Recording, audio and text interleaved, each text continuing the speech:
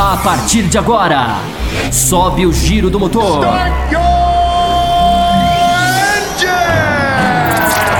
Está começando Café com Velocidade. Opinião e debate sobre o melhor do esporte a motor. Apresentação: Bárbara Franzin, Thiago Raposo, Thiago Rosa e Fábio Campos. Café com Velocidade, o seu podcast semanal de automobilismo. Café com Velocidade. E para você que nos ouve no café.autosfera.com.br, estamos começando o último bloco do Café com Velocidade 533. Este bloco dedicado às considerações que andamos recebendo aí nos últimos programas, e a gente foi acumulando para a gente fazer tudo de uma vez só. Chegou o dia, chegou a hora, você ouvinte que estava desesperado, que a sua consideração não estava sendo lida pelo pessoal do Café com Velocidade, fique calmo, chegou a hora da gente ler as suas considerações. Vamos começar com ele, Marcelo Cesarino, que disse o seguinte, abre aspas: não vou comentar sobre qualquer análise técnica ou opinião de qualquer membro da mesa, mas sobre a zoada que levei do programa anterior de um membro que disse que eu não sei escrever o nome do Joseph Newgarden nas mensagens enviadas ao programa, eu só digo uma coisa: não sei se sei, mas estou no aguardo do pod Café com Inglês apresentado pelo locutor. Fecha aspas. Acho que fui eu, né? Eu não lembro, tem tanto tempo ruim. Essas alturas quem vai lembrar? Sim. Que ele falou Novo Jardim e tal, e a gente deu uma zoada nele, e eu falei que ele não sabia escrever no Garden. Pois é, Cesarino, esse projeto do Café Inglês aí, com convidados da língua inglesa, é uma coisa vai que... sair. Um dia Fábio Campos de host. Isso, Fábio Campos vai ser o host desse programa. E... não sei falar esse idioma. E aí o Cesarino também mandou, como disse o Campos, que ia ser feitas as considerações essa semana, gostaria que juntasse as que coloquei semana passada, a trollada com o Raposa, então me deu com a dessa semana. Queria parabenizar o Campos pelos comentários sobre a política da Ferrari em manter o Raikkonen. Eu ri muito sobre os comentários da World Series sobre o Pietro Fittipaldi. Não chega a ter uma pergunta, mas vocês querem... Fábio Campos, você que foi citado, quer acrescentar alguma coisa? Não, a gente acabou colocando como a gente colocou todas as considerações agora, né, num bloco só, passou-se um tempo, eu não entendi se ele falou que ele elogiou a do Raikkonen e criticou a do Fittipaldi, foi isso? Eu não ouvi direito. Ele falou que deu risada com as análises feitas sobre o Pietro Fittipaldi. Não sei por que ele deu risada. Eu fiz uma análise... não foi engraçada a minha análise, ele deve ter rido, não sei, às vezes ele esperava alguma coisa diferente.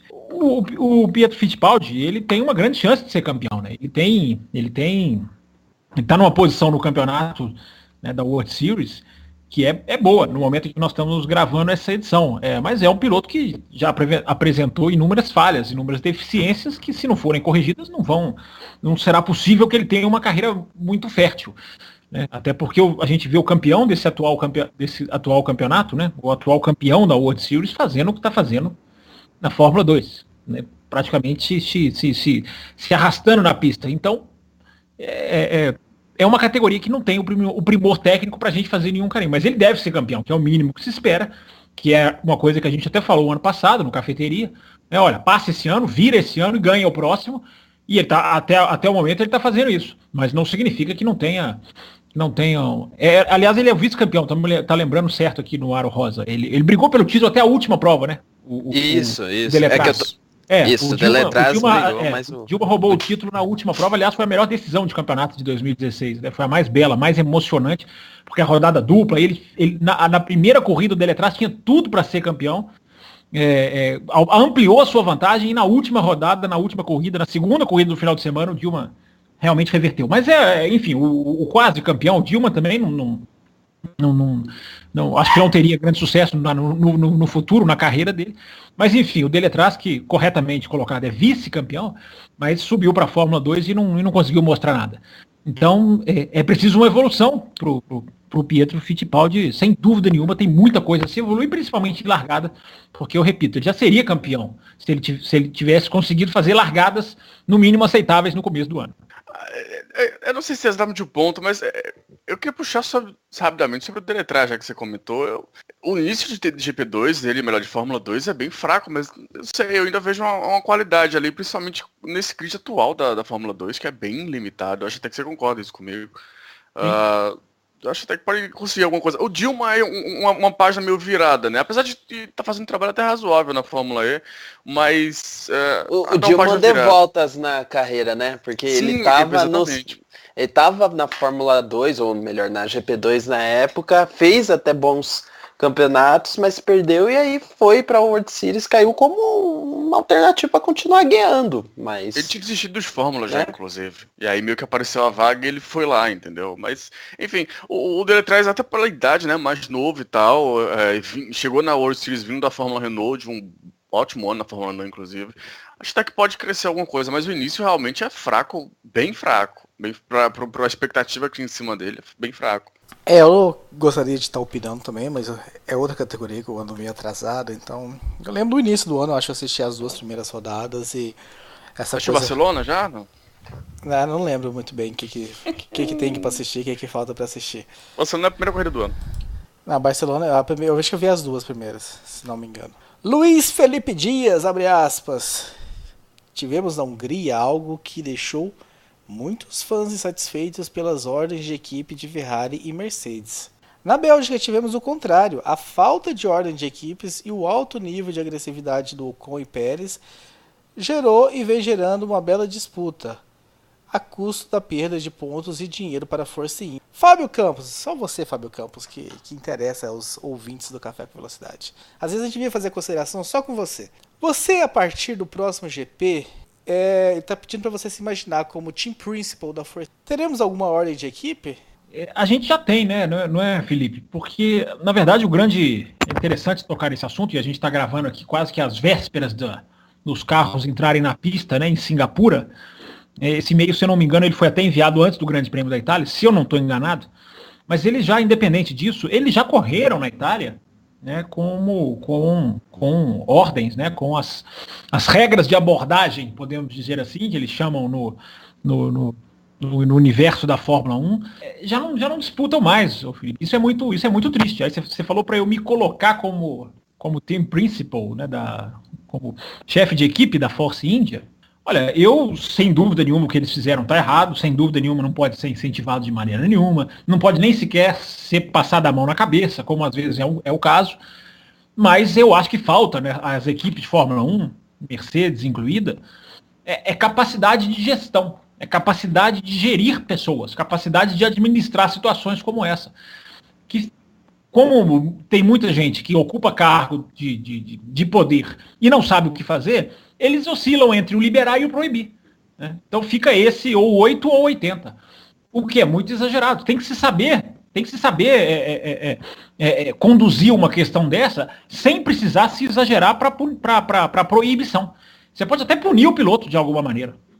Quem sabe até, eu acho que não fariam isso, suspender os pilotos de uma prova, isso foi divulgado na imprensa, jamais fariam isso, ainda mais tendo como terceiro piloto o Alfonso Telles Jr., é melhor correr com um carro só, né? Jamais fariam isso, mas se for o caso de algum tipo de punição dentro da equipe, eu não sou contra, porque realmente a equipe tem que tomar uma atitude. Agora, ir para o caminho que é o mais fácil, digamos assim, que proíbe os pilotos de brigar na pista, eu acho que é uma atitude extrema que é feita, essa atitude, ela é tomada muito, muito rapidamente, muito facilmente.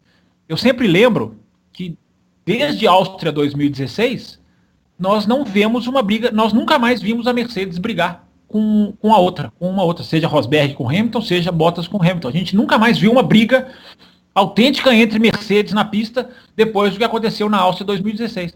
Então, a gente vive hoje essa onda do marketing da Fórmula 1, né, da imagem que um resultado precisa transparecer, tão importante que basta as situações irem acontecendo para as proibições irem sendo levantadas. Então, a cada vez, eu até coloquei isso na conta lá no Twitter, quantas equipes hoje permitem os seus pilotos de brigar entre si? É um número que vai diminuindo, vai cada vez ficando menor. E aí o automobilismo vai caminhando para chatice, para mesmice, para para coisa automatizada. O Rosa também pode complementar sobre esse assunto. Então, só para finalizar a resposta, eu tentaria gerir os pilotos. Conversava, colocava numa sala de reunião. Você pode colocar regra assim, olha aqui, você pode fechar até tal ponto na curva, tal curva você fecha, tal curva você não fecha. Você pode colocar uma organização ali sem matar a briga, sem matar a disputa. Porque esses dois vão continuar se encontrando na pista. E aí, como é que vai ser? O grande X da questão, né, Rosa? É que são pilotos que andam muito perto uns dos outros e você não consegue separá-los assim facilmente, né?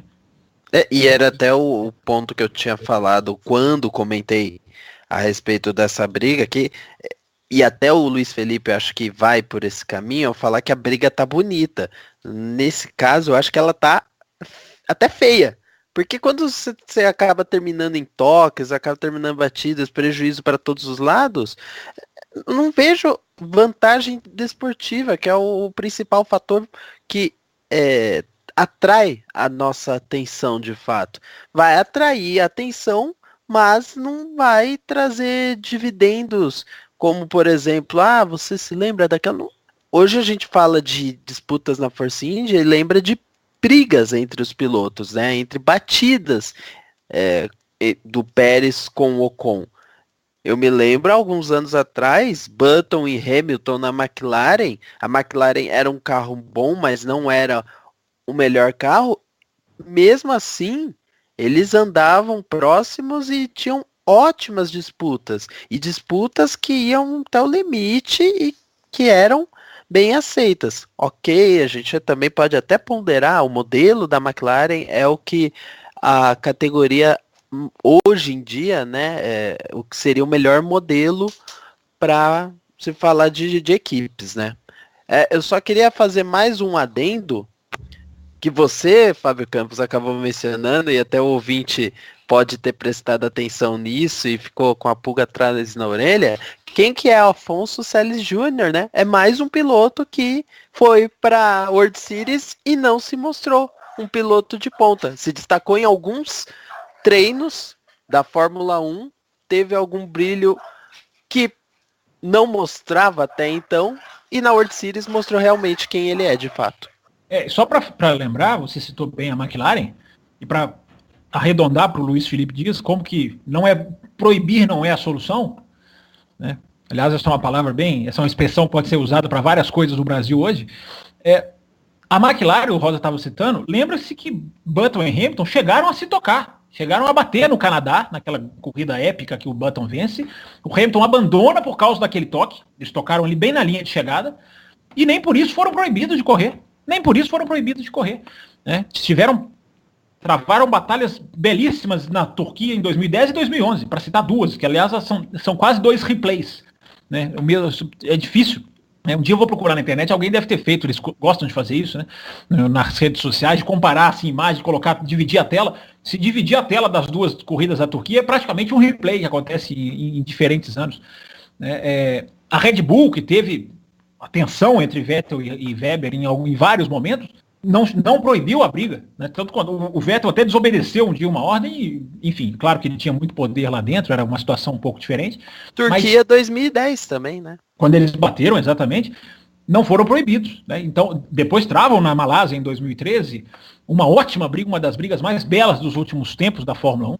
Ou seja, proibir não é a solução. Proibir perde o automobilismo, perde o torcedor da arquibancada, perde a equipe em publicidade, porque o que a Force India tem ganho esse ano em publicidade está aí refletido. A equipe tem um patrocinador principal, não à toa, embora ele tenha vindo no começo do ano. Mas esse tipo de coisa é atenção da mídia. Né? A Force India tem uma super atenção da mídia. Ninguém levantou que ela é praticamente definitivamente quarta colocada.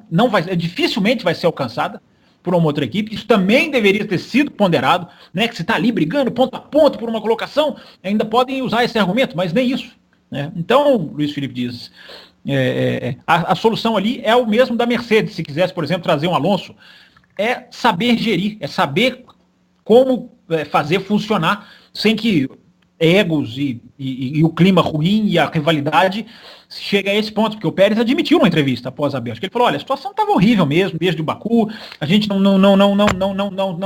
não se entendeu mais depois daquilo ali, então isso foi para a pista de alguma maneira, não se administrou isso.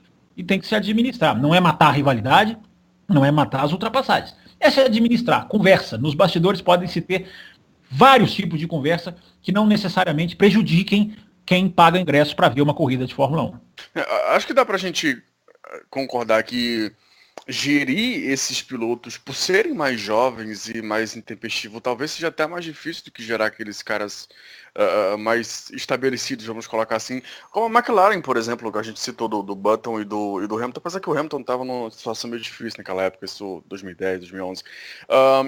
Mas, não sei, eu vejo ele de uma maneira diferente. Não sei se é algum erro meu. Até a própria dupla da Red Bull, o Vettel já era bicampeão ou tricampeão, não lembro. O Weber já é um estágio bem avançado da carreira. Eu vejo o Pérez muito enciumado. E eu acho que aí começa a briga, sabe? Do tipo, peraí, eu sou o cara. E aí alguém vem, bate na porta com todo o apoio da Mercedes, já chega com certo moral por conta disso. E com a qualidade que tem, claro, entregando bons resultados, sempre junto dele ali. Então eu acho que, sabe, esse lado mais jovem, mais intempestivo desses pilotos acabou aparecendo e foi quando começou aquela bagunça inteira ali. E aí vai da falha da equipe, sim, de não conseguir gerir. Talvez até por não ter prática, talvez seja a expressão, porque eu não lembro de uma briga do tipo na Red Bull, ou perdão, na Force India, assim como não lembro de outras equipes menores, por exemplo. A Sauber também, eu acho que não soube. Quando os dois pilotos chegaram a ter um contato no ano passado, em Mônaco, né? Eu acho que depois daquilo ali eles meio que ficaram assustados, do tipo, como é que a gente vai lidar com isso aqui? É legal que os carros da Sauber até conseguem brigar, mas quando o negócio apertou mesmo, acho que eles não conseguiram muito bem, não souberam muito bem como lidar com aquilo. Então, eu concordo que é uma falha da equipe. Eu acho que o fato de serem pilotos jovens e a situação que os dois estão acaba complicando mais ainda a situação.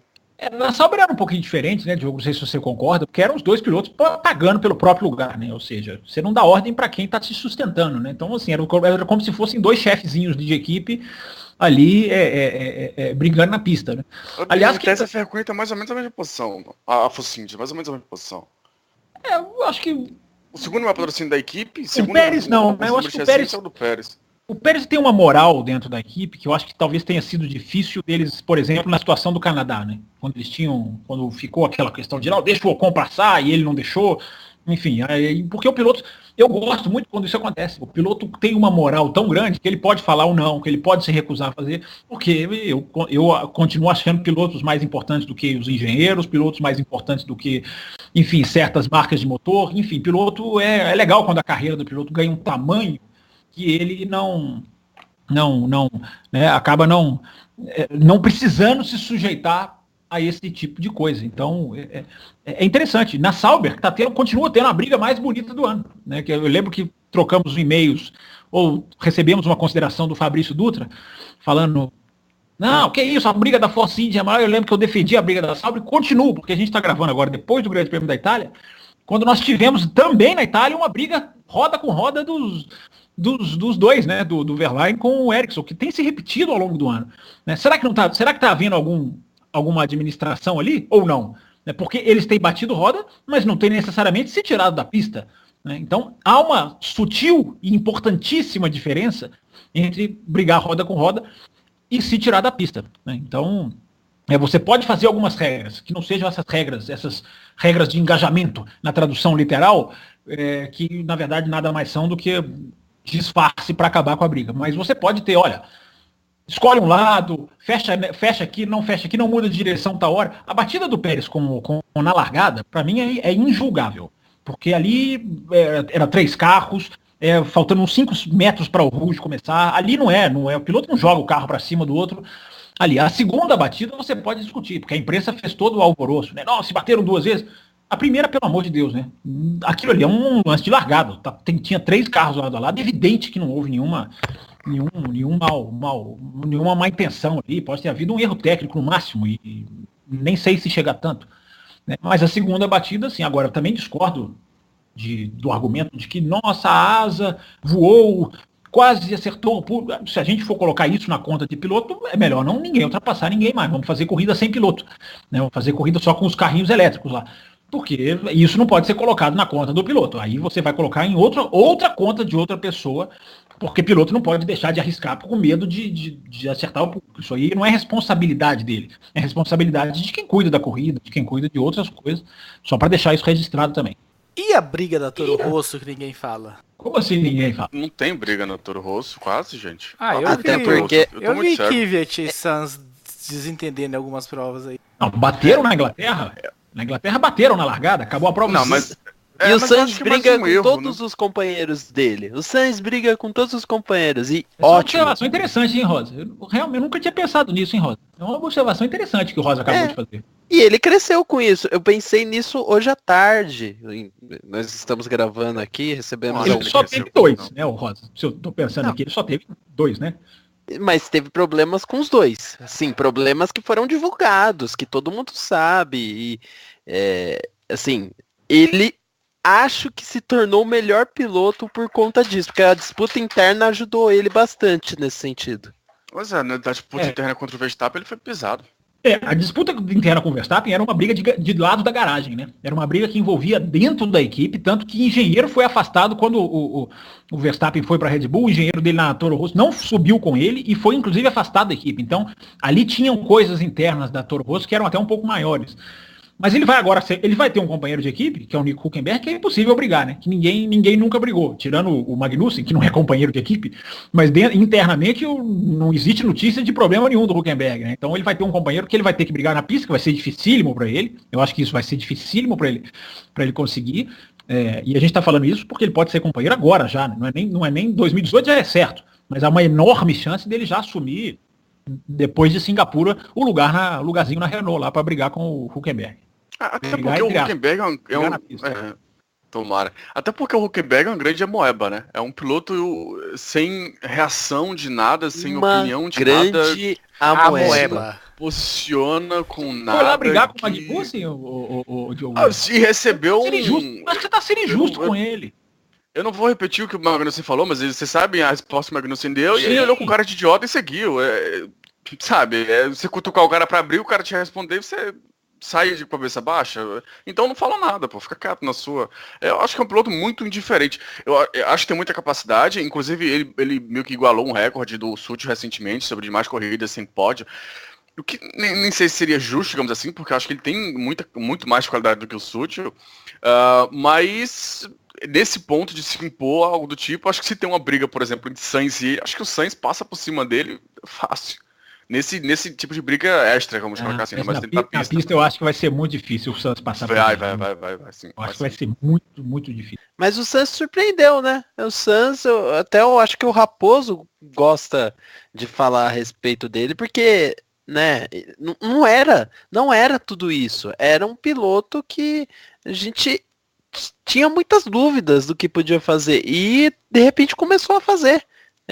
Até contra, de novo, voltando, o Verstappen ali foi uma briga dura, assim, mas ele conseguiu em alguns momentos resultados, conseguiu aparecer, aí quando veio o Kvyat, ele simplesmente aniquilou o russo. Hoje o Kvyat, que já estava numa posição ruim por conta do rebaixamento que foi feito pela equipe, né, não tem basicamente mais expectativa alguma. E ele, em compensação, vai para uma equipe que tem todas as expectativas para o ano que vem de melhora, né? Vocês viram ao longo desse ano como que a Renault teve esse desenvolvimento, né, acelerado de um projeto que ainda está atrasado em relação às demais equipes de fábrica, até por conta de como se deu a volta dela, né,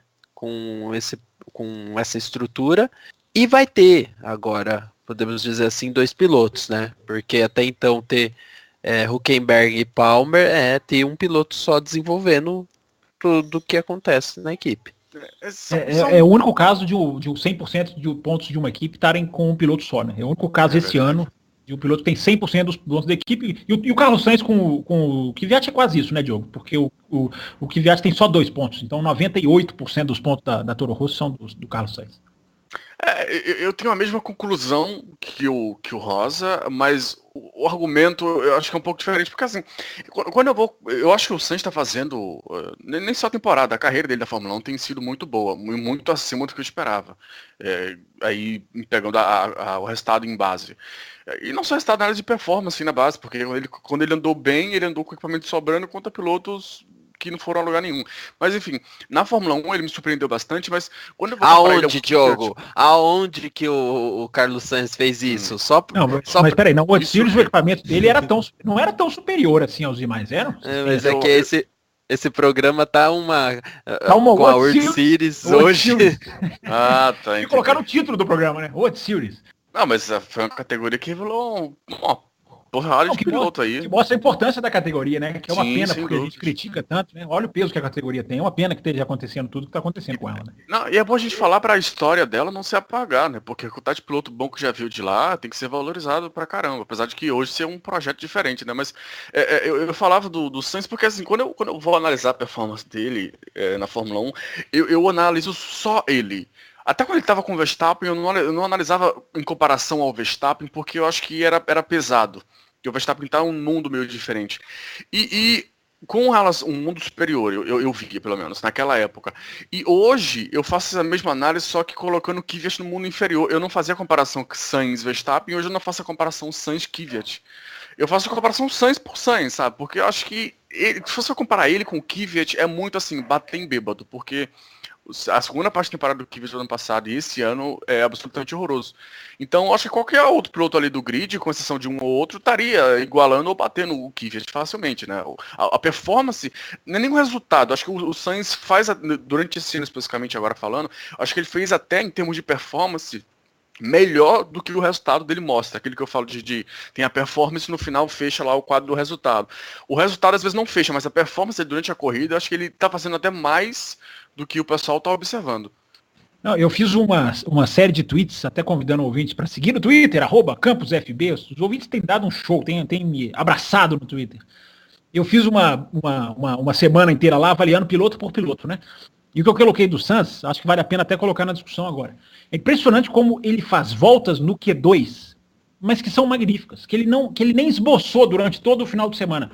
Preste atenção nele, infelizmente não é todo final de semana que acontece, mas volta e meia, no Q2, ele faz uma volta que sem perdão da repetitividade, né, com o volta e meia ele faz uma volta, mas é uma coisa fantástica. Ele se coloca numa posição, vai para o Q3 e muitas vezes consegue passar quando a Toro Rosso está longe de estar entre os 5 melhores carros do final de semana. Então é uma facilidade que ele tem exercido, que eu peço o ouvinte, convido o ouvinte a reparar. Em Singapura, onde tem uma grande chance também dele ter agora uma boa performance nessa questão de motor, enfim, embora o carro tenha, né, perdido em desenvolvimento em relação aos demais, é impressionante, né? Todo ano, como a Toro Rosso é uma coisa no início e é uma coisa no final. Mas é isso aí, eu concordo com o Diogo Gomes. Eu digo até mais, Diogo, eu não analiso o Sainz comparando com os seus companheiros de equipe, como eu não analiso o Vettel com os seus companheiros de equipe, como o Hamilton, como o Rosberg. Você primeiro analisa a performance do piloto. Tanto que essa é uma tecla que a gente bate aqui há tempos, né? De que muitas vezes o piloto que é superado pelo seu companheiro de equipe não necessariamente está fazendo um mau trabalho. A gente já recebeu várias perguntas tendendo para isso, né? Mas você está tomando um pau do piloto. Não necessariamente. E o Sainz pode ter perdido ocasionalmente para o Verstappen, mas não apanhou do Verstappen. Era ali a tabela de pontos dos anos em que eles guiaram juntos, não reflete exatamente as performances, porque é um piloto que andou, a maioria das vezes pode ter andado atrás do Verstappen, mas inúmeras vezes andou na frente, inúmeras vezes andou no mesmo ritmo. Então é um desses casos de 2 pilotos de uma mesma equipe podem sim andar bem, e um pode andar melhor do que o outro. E é um desses casos, né? Eu cheguei a mandar esse e-mail pro Diogo Gomes na edição em que eu não participei, e o Fábio Campos prometeu que quando não participar, mandará e-mail sobre... Eu estava realmente fazendo a provocação, que eu queria levantar o debate, né? Nem expressei qual era o meu sentimento ali, sobre a questão Sainz versus Van Dorn, categorias de base, desempenho em categorias de base versus desempenho na Fórmula 1, porque o Carlos Sainz na categoria de base foi uma das maiores decepções que eu já vi, assim, porque eu vi ele comecei a ver o Sainz na Fórmula Renault 2.0, onde tinha claramente o melhor equipamento, a equipe patrocinada lá pela Red Bull e tudo mais, e conseguiu perder o título. Se não me engano, ele perdeu pro... Como é o nome dele? Que bateu com o Bianchi depois para ser campeão da World Series e tá na Fórmula Robbie E. Fringes. O Fringes, isso. A memória já tá tão boa. E aí ele sobe para o World Series, novamente com o melhor carro. E não, ele vai para a Fórmula 3, aliás, primeiro. E aí na Fórmula 3, novamente com o melhor carro e tudo, não consegue ser campeão, anda muito atrás. Aí ele vai para a GP3, novamente com o melhor carro, não consegue ser campeão e toma um pau do Kvyat na GP3, sendo companheiro de equipe do Kvyat, os dois companheiros de equipe. O ano que o Kvyat foi campeão. Até que ele chega na World Series, e, enfim, ele consegue ganhar alguma coisa e subir para a Fórmula 1. E aí chega na Fórmula 1, e eu esperando mais ou menos o mesmo Carlos Sainz que havia visto 4, 5 anos acompanhando a categoria de base, e me surpreendeu positivamente. Ainda não é o espetáculo de piloto, mas está muito longe de ser uma decepção. É um piloto que vem agradando realmente os desempenhos dele. E o Van Dorn foi o que eu coloquei naquele meio pro jogo, né? Acho que ainda não dá pra gente comparar, não dá pra gente fazer muita análise do Van Dorn com um carro que não tem velocidade, com um carro que quebra toda hora, a todo momento, com um carro que isso e aquilo que a gente sabe muito bem, ou com um carro ou com um motor, né? Não sei se eu estou sendo injusto em falar com um carro e deveria estar falando com... A parte do Van Dorn foi realmente uma pura provocação, mas a parte do... Não, mas dá pra analisar, acho, até o Van Dorn. Ele é uma análise limitada, é claro, você tá certo, mas acho que dá. O início dele, por exemplo, eu achei, assim, fraco demais. Eu não tô falando em resultado, não, tô falando em performance mesmo. E nem a comparação com o Alonso, que o pessoal tenta comparar ele com o Alonso 10º. Vamos com calma. Mas é simples, ele vinha andando muito, muito atrás. Muito, muito, muito atrás. E assim, coisa de 10 posições de diferença entre ele e Alonso. Hoje tá mais normalizado, digamos assim, mas no início do ano era algo, acho, muito, muito abaixo. Até o Bollier, eu lembro que na época, e até tem ligação com essa pergunta que você fez, ele falou assim, que o Van Dorn estava tendo dificuldade porque ele se acostumou com aquela questão de a categoria de base que só tem o mesmo carro, e na Fórmula 1 você tem um carro que atualiza o tempo inteiro. Mas, poxa, então assim, qualquer piloto jovem teria uma enorme dificuldade. Essa é uma desculpa totalmente genérica, sabe? E o Van Dorn, antes de assumir, fez pelo menos 3 anos e meio como piloto de teste. Então, pelo amor de Deus, ele dividiu carros diferentes. Então, acho que até a equipe ficou meio perdida, assim. Hoje acho que está bem mais estabilizado e acho que ele vai conseguir crescer bastante. A McLaren realmente indo para a Renault e, enfim, evoluindo. É um cara que tem um futuro, para mim, assim, fortíssimo, fortíssimo. Mas o iniciozinho dele na Fórmula 1 foi muito fraco. E hoje a gente pode falar, né, gravando esse programa aqui antes de Singapura, que não é um carro que se arrasta mais na pista. Então já é bem possível, eu acho dar carta branca demais pro piloto. Falar, não, esse ano ele pode fazer o que fizer, não será criticado. Eu acho que é uma carta branca muito piedosa. Eu posso pedir só uma licença, porque eu vejo você... É pra provocar mesmo. Vamos aproveitar que a Bárbara não tá aqui. Vamos aproveitar que a Bárbara não tá aqui. Vamos pôr o pé em cima da mesa e tal. As suas provocações, quando são pro lado de conteúdo da Fórmula 1, são sempre interessantes. Você acabou de falar, tipo, não vamos também, como você falou, não vamos passar muita mão na cabeça. Não dar uma carta branca eterna pra ele. Isso, não vamos dar. É exatamente o que eu vejo você fazendo com o Jorge Lorenzo. Não, senhor, peraí. O Jorge Lorenzo tem mostrado evolução. E o Jorge Lorenzo pega uma máquina que eu sempre falei, é historicamente difícil. Historicamente difícil. E por isso nós vamos dar uma carta branca eterna pra ele. Porque é uma moto ele não tem difícil. Carta branca eterna. Eu jamais disse aqui que eu daria uma carta branca eterna pro Lourenço. As suas atitudes dão uma carta. Não, senhor. Seus comentários. Lembro a todos que o Rossi passou 2 anos nessa moto sem fazer nada. E aí, alguém jogou a carreira do Rossi no lixo? Então é um parâmetro ali que já existe até um histórico. É diferente dessa situação da McLaren de se arrastar em fundo de grid. É claro que o Lourenço é até mais fácil cobrar dele, porque ele está numa moto que desempenha. Mas, meu Deus, eu vejo a evolução do Lourenço a olhos vistos. Não sei, se vocês não concordarem, fiquem à vontade até para discordar. Mas o Lourenço está evoluindo, até em chuva ele está conseguindo desenvolver alguma coisa. Então, é diferente. E eu nunca defendi a carta branca eterna para o Lourenço. Só acho que é mais difícil, na minha opinião, é difícil fazer essa comparação, mas provocado eu vou acabar fazendo. é mais difícil domar a Ducati do que a McLaren. É mais difícil domar, por mais que seja uma comparação tecnicamente impossível de se fazer. Mas falando simbolicamente. Será? Por mais que até porque o Alonso voando, é claro que não dá para exigir dele andar, nem que seja 3 décimos do Alonso, talvez já seja exigir até demais, mas tomar um segundo e meio, como ele estava tomando no começo do ano, eu concordo com o Diogo Gomes. Era um pouco abaixo, sim. Lembrando, Raposo, que ele fez uma corrida pela McLaren em 2016 e pontuou nessa corrida. E também não era a McLaren dos sonhos, longe disso. Então você compara o Van Dorn com o próprio Van Dorn, você compara essas duas situações, eu acho que são diferentes. O Lourenço vai chegar a hora de um checkmate, eu não tenho a menor dúvida disso. Vai chegar a hora de um checkmate. Mas eu acho que exigir do Lourenço domar a Ducati, que o Rossi não conseguiu em 2 anos, que aliás só o Stoner conseguiu na história da Ducati recente, digamos assim. A gente pode colocar o Dovizioso ali agora, mas ainda cedo para cravar. Mas em toda a história recente da Ducati, um piloto conseguiu, é uma situação diferente. Só para fechar, a sua provocação foi muito boa, muito boa. Meus parabéns pela sua provocação. Mas eu quero fechar minha provocação agora, só para cair o nível dela um pouquinho, então.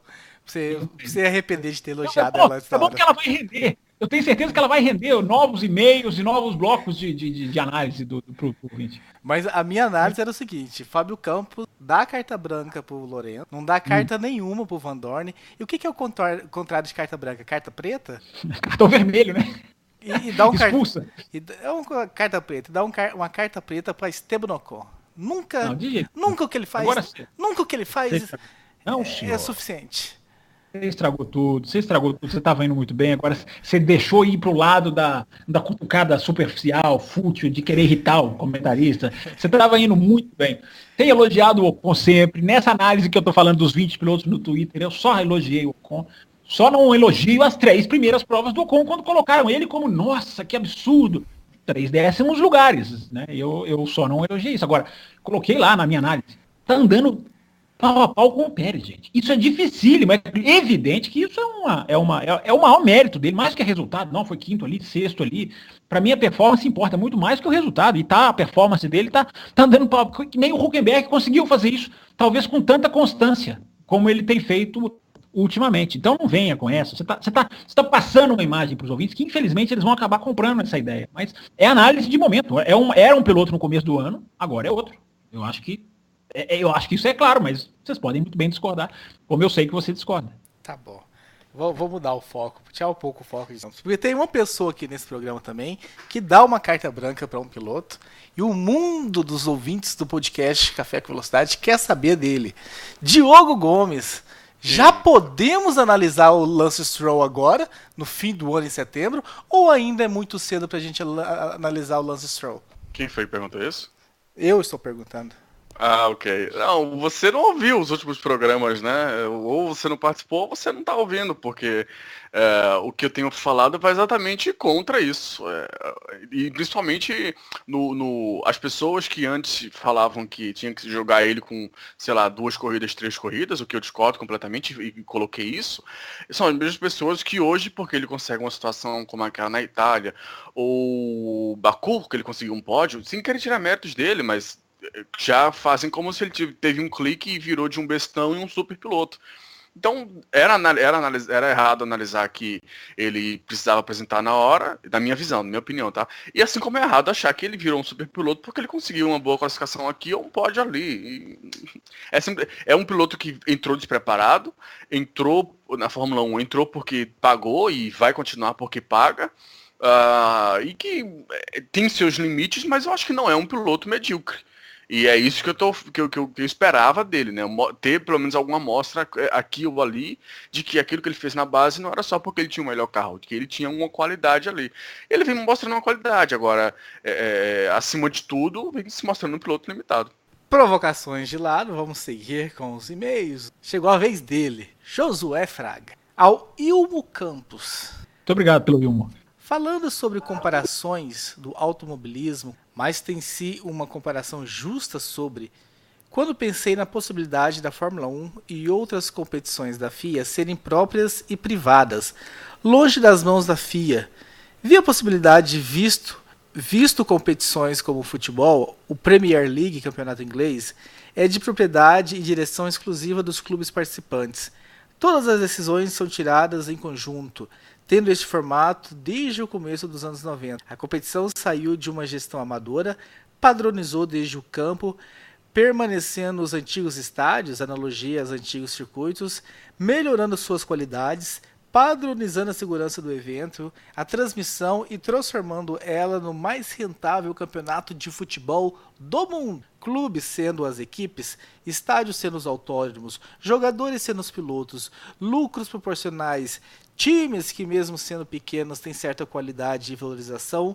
Um dos problemas da Fórmula 1 é justamente a falta de união de pilotos, equipes de direção, lucros desbalanceados, equipes claramente sendo esquecidas pela FIA e uma enorme falta de qualidade nos eventos, desde a Fórmula 1, passando pelo ETRC, pelo WRC, pelo WSC e tantos outros. Sendo assim, o que o bando acha? Olha, o Josué, né? Eu concordo com a sua descrição, a descrição que você fez, eu concordo plenamente da situação do futebol inglês. Eu acho que você não tem uma vírgula a reparar. Agora, mais uma vez, a comparação não cabe com o automobilismo, porque é outro mundo, é outro universo, é outro tipo de distribuição financeira. O futebol, os times não vão embora, eles vão ficar. Então, eles tomarem para si talvez até um direito quase, é quase que uma necessidade, né, que no Brasil, por exemplo, ninguém consegue fazer. Né, entregam na mão de bandidos. No automobilismo não dá para se fazer isso, porque não existe ali instituições como os clubes que são eternas, que tem legiões de torcedores que vão sustentar, vão apoiar financeiramente. Não existe. As equipes, elas entram e saem. Você não pode deixar o automobilismo na mão dessas equipes. A FIA fez isso. O que você está querendo já acontece na prática. Pô, Josué, as montadoras entraram e tomaram conta do negócio, aceitaram regras que as beneficiavam, né, se lixando para as outras, exigindo cheque calção de 100 milhões de dólares para quem quiser entrar. Ou seja, fecharam o círculo. Aqui, ó, somos só nós, não entra mais ninguém. Quem quiser entrar vai ter que entrar sofrendo, vai ter que ficar à mercê de se arrastar no fundo do grid. Então, esse sonho que você coloca, Josué, ele já aconteceu na prática, justamente por omissão da FIA. Justamente por omissão de quem deveria estar ali ditando regras. De quem está ali, não, olha aqui, o esporte é meu. Quer disputar o esporte? Venha, mas sobre as minhas regras. Que não tenha dúvida, Josué, o que a Liberty ensaia fazer. A Liberty tem ensaiado desenhar a Fórmula 1 no sentido de, aqui é meu show. Quer vir patrocinar? Venha. Quer vir participar? Venha. Mas é minhas regras. Né? Sua casa, suas regras. É uma expressão em inglês muito, muito difundida. Eles vão nesse caminho. E é justamente o contrário do futebol. Tem que ter alguém ali para barrar a tecnologia, para barrar eventuais burladas de regulamento, porque se deixar só na mão das equipes, já pensou? O cara Josué, só na mão da Mercedes, Ferrari, uma vai inventar a queima de óleo, outra vai inventar um amortecedor de massa, outra vai vir com um duto. Não vai existir regra. Você tem que ter uma entidade que defenda o automobilismo, porque os interesses de quem participa, ao contrário do futebol, são contrários. São antagônicos ao interesse do automobilismo. Quem participa hoje da Fórmula 1 quer vender carro, quer parecer uma imagem de glamour, quer se vender. Não está nem aí para se ultrapassagens ou não, briga lá, ou equipes saudáveis ou não. Não se deixa isso na mão desse pessoal. Esse pessoal tem que vir como convidado, tem que ter um crachá especial, pregar uma estrelinha na camisa de convidado.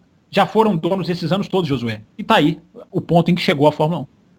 Eu acho que é o importante salientar aí, nesse caso, Fábio Campos. Primeiro que a gente começou em alguns programas atrás a fazer comparações, e eu principalmente fico à vontade porque eu fiz nesse sentido, comparações do nível desportivo mesmo. Tal piloto, como se fosse tal equipe, uma coisa assim mais simplória mesmo. Não entrando muito no detalhe administrativo, de gestão, que aí eu acho que, se você pensar e colocar nesse sentido, a discussão fica mais aberta e até mais prazerosa, pelo menos para mim, porque tem muita coisa que na Fórmula 1 é pouco explicado, pouco divulgado, pouco falado a respeito sobre gestão. E a Premier League, que foi mencionada aí, é o exemplo contrário de gestão. Existe alguns pontos aí que o Josué mencionou, algumas coisinhas estão fora de lugar, principalmente assim, os clubes têm participação, eles não são donos exclusivamente, na verdade se cria uma associação ou se cria uma associação com participação dos clubes e eles têm o direito nessa associação, numa empresa, basicamente. Só que ainda existe a Football Association, que é a entidade que administra o futebol na Inglaterra e que tem até torneios separados, tanto que a principal competição da Inglaterra, que é a Premier League, ele é administrado pela gestão feita pelos clubes, enquanto o mais tradicional campeonato do mundo, que é a Copa da Inglaterra, é administrado pela FA, que é a administração, como se fosse a CBF aqui. Então existe ainda essas diferenças. Uma participa em questões desportivas que outra não entra, que outra está focada no negócio em si, que são semelhantes como a Fórmula 1, só que a Fórmula 1 tem questões, principalmente capital e divisão de lucros, que são muito mais específicas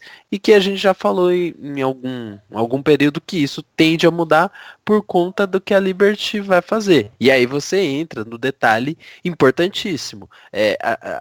O contrato da Premier League hoje privilegia as equipes de uma maneira igual no geral, e aí vai colocando algumas bonificações por conta de desempenho, para poder equilibrar o campeonato, para a parte desportiva ser alavancada junto com a questão financeira e a parte, vamos dizer, técnica. Mas não é só isso, né? Não é só isso no caso da Fórmula 1. E aí a explicação do Fábio Campos nesse sentido é mais do que perfeita, dando todos esses detalhes. Diogo Gomes quer se arriscar também nessa comparação futebol e automobilismo? Não, nessa comparação é difícil e é pesada. Eu até estava comentando antes com o Rosa, ele conhece essa parte melhor. Eu aprendi aqui enquanto ele estava falando. Seguindo com o Josué, ele manda um outro assunto, né, uma outra consideração. Abre aspas. Nos últimos programas vem sendo tentado a mandar um e-mail falando sobre isso. Eu acho que ele está tentando mandar e-mail sobre isso, né, há algum tempo. Principalmente a respeito de um tema que tem sim relevância e conexão com o automobilismo. A importância dos games... Ai, Fábio Campos, essa é pra você. A importância dos games... Não, volta pro futebol. Volta pra comparação com o futebol. Por favor. E simuladores para o automobilismo. Estando eu neste meio e mesmo acompanhando o automobilismo desde 2001, vendo a corridas e pelos autódromos, estando perto de preparação de carros, os games de corridas foram muito importantes para me imergir no automobilismo, ter a perspectiva do piloto, conhecer as pistas além da visão das câmeras de transmissões, ter a noção de como é pilotar carros que possivelmente nem veremos... José, você nem carta de motorista você tem 14 anos, vai voltando. Possivelmente nem veremos pessoalmente. Analisar as trações, FWD, RWD, AWD, ir à pista como Nürburgring, Nordschleife, Mônaco, Indy, Le Mans, templos do automobilismo, pilotar desde Bugatti aos Fórmulas. Os games para essas recentes gerações são fundamentais. Não é para você, Fábio Campos, é para as recentes. Ó. São fundamentais para os adolescentes, as crianças. Tomem gosto por este mundo. Muitos jovens curtem carros e têm este contato por causa dos games. Há anos mostrados com qualidades imersivas gigantescas, as pistas já são simuladas em pelo menos 90% de qualidade, os carros têm 85%, a física já tem alguns casos de 100% realista, como no Assetto Corsa R-Factor 2. E vocês, qual a visão de vocês sobre esse assunto? Thiago Rosa, começa você. Não, eu até pedi a palavra, porque é uma visão completamente deturpada essa. Os jogos de automobilismo fazem sucesso, sim. Eles têm tido uma grande evolução, sim, até auxiliados por conta que muitas das chamadas engines dos jogos, ou seja, a estrutura básica desses games são as mesmas dos antigos, ou dos antigos não, né? Dos simuladores que são utilizados pelas equipes, né? O custo de produção, de a massificação da tecnologia fez com que fosse possível ter um assento que simulasse uma corrida para qualquer um que tenha uma condição aquisitiva básica, vamos dizer assim. Então, tem essa possibilidade de simular, de competir nessas, vamos dizer, ligas virtuais e tudo, mas aí que tá. Tanto o automobilismo virtual quanto outras competições virtuais, e aí a gente está falando de um conceito que é bem recente, de esportes, eles não competem com jogos específicos, por exemplo, de estratégia, de tiros, que foram criados recentemente. Eles não competem. Essa geração nova, Josué, que você faz parte, tem outras ambições. E muitos desses fãs de automobilismo, ou fãs de esportes em geral que jogam esses jogos, acabam sendo pessoas que gostam ou que se atraem pelo esporte a partir de já ter um acompanhamento.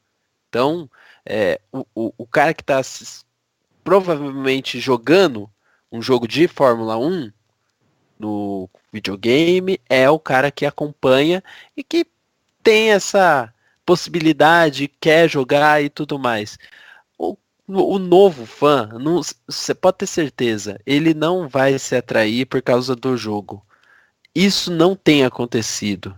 Em outras áreas, em outros tipos de competição, tem sido normal, até frequente isso. Mas normalmente quando se fala em jogos de videogames, você fala muito na fantasia, né? O cara que está numa guerra, ou um jogo de estratégia com objetivos específicos, destruir torres, matar dragões, que está muito em voga isso, mas os jogos de corrida é um público restrito. É o mesmo público que vem ali das arquibancadas. Ninguém se torna fã, ou uma parcela muito, muito pequena que vai primeiro começar no chamado dito automobilismo virtual para depois ir no real. Então esse é o ponto fundamental. A gente não pode misturar o que é o real com o virtual, porque nesse caso não tem essa agregação de valor que o Josué pressupõe com esse meio. E assim, pensando do lado de promoção da categoria, cara, se vamos dizer, um garoto que joga ali o seu videogame, ele for começar a assistir Fórmula 1 porque ele tem um game lá da Fórmula 1, então ele vai começar a jogar basquete, vai começar a jogar futebol americano, vai começar a fazer 1 milhão de coisas, porque tem game de tudo hoje no mundo. Eles são complemento, né? Eles exatamente, são ferramentas de marketing, mas a pessoa já acompanha em si essas. Você não pega a pessoa virgem, joga um dele num game, por isso ele vira um apaixonado. Cara, eu realmente não acredito nisso, não acho que funciona por esse lado. Eu tenho até ouvintes que o próprio Eilor, que tem até um site de games e tudo mais, e pode ser ter até interessante a opinião dele sobre esse caso, mas eu não vejo esse lado de, poxa, eu tô aqui, eu sou um virgem pra Fórmula 1, e aí, por conta desse game, eu me torno apaixonado. Eu não vejo isso. Eu vejo mais o público da Fórmula 1 indo lá, e de lá ele caminhando pra um game, alguma coisa do gênero ali, uma diversão, ou até umas pessoas que tentam levar mais sério, tem uma cadeira, tem todo um setup preparado para aquilo ali, que é legal, é diversão, mas pra promoção do esporte, por nome, aí para as pessoas comprarem, aquilo aí tá certo. Agora, para virar fã mesmo, não sei, eu não vejo isso acontecendo. Posso estar errado, mas eu não vejo isso acontecendo. Eu vejo, eu discordo um pouco de vocês nisso aí. Eu acho que dá para uma pessoa passar a assistir Fórmula 1, porque tem lá o seu PlayStation, sei lá qual videogame, que que joga. Eu vi acontecendo isso com pessoas na minha infância. Eu gosto de Fórmula 1. Basicamente, o meu fascínio começou com carrinho de brincar no chão. Se começou dessa maneira, por que não podia ter começado com... Pode começar com um joguinho eletrônico? Então, aliás, não, né? Aliás, eu descobri, né? Eu tava passando os canais da televisão um dia desse e descobri que eu fui atleta na infância. Eu descobri, porque eu passei a minha infância. Joga esportes, né, Fabio? Exatamente. Não, eu tava vendo, vi a manchete no Sport TV, a repórter. A seguir, vamos falar sobre a nossa cobertura dos esportes eletrônicos. Olha só que ponto patético que chegou. Não só os canais de esporte transmitirem esse negócio, mas eles chamam de esportes eletrônicos. Ou seja, eu fui atleta. Eu descobri que eu fui atleta. Quase liguei para minha mãe. Falei, mãe, você ficava reclamando de sedentarismo na minha infância? Eu fui um atleta, ora, pois. Porque eu jogava esportes eletrônicos. Eu praticava esportes eletrônicos. Então, é uma nomenclatura, para mim, que beira o ridículo chamar isso de... Você pode chamar de games, de isso, aquilo, de ir, não sei o quê. Agora, anunciar a seguir nossa transmissão sobre esportes eletrônicos. Eu fiquei feliz, na verdade, porque eu descobri que eu fui um atleta. Né? Eu fui. Que bom saber que eu fui um atleta na infância. Enfim, eu vou dizer o quê? Eu não tenho o que dizer. Eu acho, o Josué, que eu não tenho nada contra, igual eu te falei. Se você soubesse o que eu já fiz para jogar na infância, você não vai acreditar. Mas eu só não consigo trazer para a realidade. Para mim é só essa... Você falou aí de jogos serem 100% fiéis. Não existe. Não existe um jogo 100% fiel. Nunca vai existir, felizmente.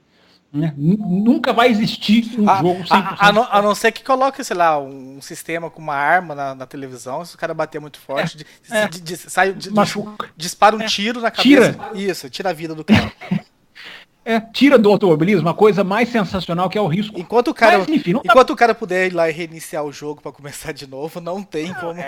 Não existe. É um bom divertimento, claro, concordo com isso. Você aprende pistas, você corre em traçados como Nordschleife. É lógico que isso é muito legal, é bacana, é lógico que tem que existir, não sou contra, tem que existir. A Liberty acaba de divulgar um investimento maciço da Fórmula 1, né, para lançar o jogo em 2018. Acho que tudo isso aí é válido, é legal. Só que, na hora de você fazer uma análise de uma corrida, não existe a comparação. E eu já contei esse caso aqui várias vezes. Tem gente que acha que o que ele faz no jogo é mais importante do que... Eu já vi gente que virou para mim e falou, nossa, o Alonso foi uma besta quadrada em Indianápolis, porque eu já joguei o joguinho e no joguinho você pega o vácuo assim, assado. Então... Eu não vou discutir, porque é uma discussão de geração. A geração atual vê quase que a vida como um videogame. Isso é choque de gerações. Não dá para discutir. O Josué tem que defender os seus princípios, lutar por eles, mas nós vamos morrer discordando. Isso aí é o bonito, é saudável. Vamos continuar discordando e conversando. E já que nós citamos o Eilor aqui no programa, sobre essa questão dos games, ou trouxemos aqui, o Eilor que é o nosso apoiador, estava aqui disponível, trouxemos ele para falar um pouquinho sobre essa questão dos games. A questão aqui, Eilor, é mais ou menos a seguinte: até que ponto os jogos podem influenciar, surgirem novos fãs do automobilismo real. Esse caminho, né, diria eu, inverso, né? As pessoas, de repente, crianças que vão começar primeiro nos games, vão se apaixonar pelos games, e essa paixão pelos games vão despertar esse interesse, e essa pessoa vai se tornar um fã do automobilismo real. Você acha isso possível? Você já conhece casos? Você que tem mais experiência aí neste mundo? Muito obrigado, Raposo. O Raposo me tirou da cartola hoje. Se a pergunta é se o videogame é capaz de influenciar uma pessoa, a resposta é sim, cara. Sem dúvida, é capaz sim. Uma pessoa que conheça jogos de videogame, que seja ligada ali com automobilismo, jogos de corrida, etc e tal, sim, é capaz de influenciar. Até porque, nesse ponto, os gostos acabam levando a gente a se envolver ali, né, com grupos que falam a respeito, etc e tal. Eu diria o seguinte para vocês, eu acho que o videogame, ele tem um detalhe muito interessante que tem que ser ressaltado, que ele não tá sozinho. O videogame é uma mídia, o videogame é uma forma de entretenimento. Eu acho que várias formas de entretenimento conseguem influenciar as pessoas. Então eu acho que o videogame, assim como o cinema, assim como a televisão, assim como a música, assim como o livro, assim como o teatro, ele consegue influenciar. Eu mesmo tenho amigos que deixaram de assistir Fórmula 1 e voltaram a assistir Fórmula 1 porque começaram a jogar os jogos no videogame. né? O pessoal que abandonou a Fórmula 1 ali na época pós-Senna, e aí começou a jogar videogame e começou a se interessar por automobilismo outra vez. Então, minha resposta é sim, consegue influenciar, sem dúvida. Por outro lado, eu acho que ele é capaz de influenciar, assim como qualquer outra mídia ou qualquer outra forma de entretenimento é capaz de influenciar, entendeu?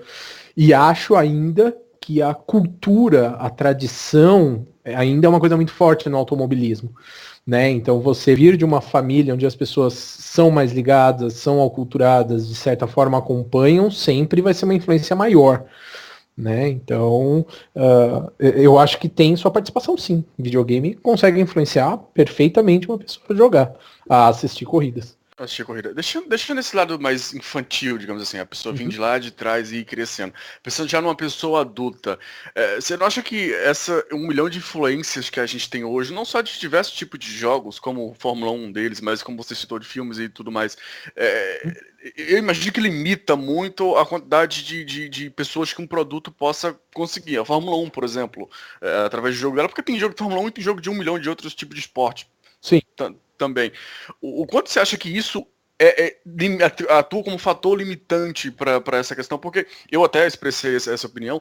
Eu não vejo um público infantil, como você colocou, até pode ser, mas um público adulto, até você apresentar exemplos contrários, até a minha opinião, eu não vejo, eu não consigo palpar assim um público adulto já muito pronto, digamos assim, de cabeça mesmo, chegar, ver um Fórmula 1 ou não ter tanta ligação assim, nunca assistiu, ver um Fórmula 1 e falar, poxa, eu acho que isso aqui vai ser legal pra mim, eu vou tentar ligar a televisão pra assistir isso aqui. Essa transição aí já de adultos prontos, você acha que mesmo assim continua funcionando bem? Eu acho assim, o que acontece? Quando a gente fala de adultos, mais uma vez, eu acho que vale pra tudo, quando que você começa a acompanhar, depois de adulto, uma categoria esportiva, ou quando você começa a ouvir algum tipo de música, ou algo que você não fazia antes? 99,9% das vezes você faz isso quando você convive com pessoas desse meio, sabe? Quando você convive com pessoas que te apresentam esse gosto. Então, assim, em geral, o adulto, ele tende, para nós, né, espectadores, Fórmula 1, automobilismo em geral, se tratar de uma forma de entretenimento, o entretenimento é muito ligado às suas vivências de grupo. Então, se você faz parte de um grupo que tem pessoas que acompanham, por exemplo, futebol americano, uma hora você vai ficar curioso e vai assistir futebol americano para ver qual que é desse esporte, tá? Então, eu acho que entra um pouco nessa seara. Quando você está falando do adulto, você está falando ali do cachorro velho que aprende mais devagar, a influência vem mais do seu círculo. Por outro lado, eu acho que quando a gente fala de automobilismo, ele compete com muitos outros esportes, né? E como você mesmo falou, Diogo, dentro do videogame, você tem dezenas de milhares de categorias de jogos. E a pessoa que cresce jogando um tipo de jogo, geralmente vai ser fiel àquilo, tá? Então, por exemplo, um cara que desde pequeno gosta de aviação, ele vai jogar Flight Simulator, que é um jogo de simulação de avião. Um cara que desde pequeno joga futebol, ele vai jogar FIFA e PES, e, enfim, vai jogar outros jogos de futebol. E isso é muito comum, você ter essa aculturação mais fácil quando você é novo do que quando você é mais velho. Eu já vi pessoas um pouco mais velhas vendo jogos de corrida e falando, caramba, isso tá muito moderno, isso tá muito modernizado, isso tá muito legal, eu vou começar a jogar. Tá, eu conheço gente que veio pro mundo do automobilismo através do jogo dessa forma, mas são muito poucos. Geralmente, é como eu já tinha falado, são pessoas que acompanhavam o automobilismo em algum momento da vida, ou jogavam jogos dessa categoria em algum momento, e aí um dia vai lá, investir num videogame ou instalar um joguinho no computador ali, experimentar e falar, pô, não, legal, isso aqui, tô gostando. E aí se envolver mais, porque hoje em dia tem um outro detalhe que é muito importante no videogame, diferente de cinema, televisão, etc, etc e tal. Videogame hoje, quase tudo que se joga de jogo esportivo, você joga em grupo, você joga online com outras pessoas, é muito menos jogado, ou pelo menos o online é muito mais jogado do que antigamente. Então você acaba trocando informações, você acaba trocando, às vezes, ajuste de carro, você acaba trocando informações, entrando na internet para buscar informação de como melhorar a performance, etc e tal. Então, uma pessoa que entra num jogo de automobilismo, eu imagino, aí eu não tenho nenhum caso específico, que acabe se interessando pelo automobilismo em si, entendeu? Agora, quando a gente fala de pessoas mais velhas, de cachorro velho que não aprende tão fácil como nós, eu acho que vai muito mais da pessoa conviver com grupos que façam isso. E hoje em dia nos videogames é mais fácil você conviver com esses grupos. Você tem acesso a grupos que curtem jogos como você, etc e tal, e se você dentro desse grupo tiver uma galera que curte automobilismo, talvez você venha se interessar. Como grande massa, Diogo, que eu acho que foi o que você quis dizer, eu acho mais difícil. Eu acho que talvez a fórmula para grande massa, que o videogame venha aí em pouco tempo a se interessar, a formar novos interessados em esportes, são as categorias de esportes, que são os esportes eletrônicos. Para vocês terem uma ideia, falando aqui uns dados sobre videogame, hoje em dia o conteúdo de games do YouTube é um canal, como canal de entretenimento, ele é um canal que é maior do que a soma da Sport TV, da Sport TV, enfim, dos maiores canais de esportes do mundo, mais Netflix. Tem mais gente assistindo jogos de videogame do que Netflix hoje em dia. Então, assim, eu acho que daí sim você pode começar a gerar um público muito grande para certos tipos de esporte. E jogos de automobilismo geram um público muito grande. E isso eu posso falar para vocês com conhecimento de causa, porque quando eu fiz streaming das 24 horas de Le Mans que eu corri no videogame esse ano, na hora do streaming tinha mais de 2.000 pessoas assistindo. Então, assim, é um negócio que você fala, pô, tem muita gente vendo isso. Um cara que, é um ilustre desconhecido que simplesmente entrou lá para jogar um jogo de corrida.